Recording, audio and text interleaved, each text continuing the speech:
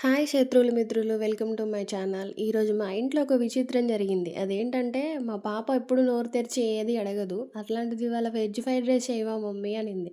ఇంత బుద్ధి ఇక్కడ దీనికి ఎక్కడి నుంచి వచ్చిందా అనుకొని ఎక్కడి నుంచి నేర్చుకున్నావు అని అడిగితే మధ్యాహ్నం మా ఫ్రెండ్ లంచ్లో తీసుకొచ్చింది అని చెప్పింది. అవునా మీ ఫ్రెండ్ పేరేంటి అంటే తెలీదు అని అంటుంది. తెలీదా అదేం పేరే అనేసి అని అడిగితే అది కాదే మమ్మీ తెలీదు నాకు ఆ పాప పేరు తెలీదు అట. ఈమె ఒక పాప, ఈమెకు ఆమె పాప అట. ఇవంతా సోది మా వారిని వచ్చి ఈ సోదంతా ఎందుకే పాపం అది అడిగింది చేసి పెట్టరాదు అనేసి అన్నాడు.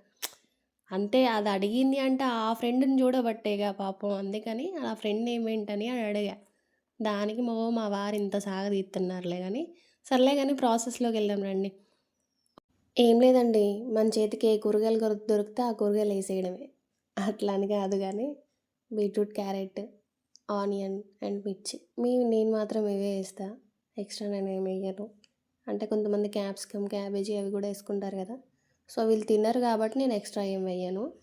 అందులో నాకు ఆ బీట్రూట్ చూస్తేనే నాకు వామిటింగే వచ్చేస్తది.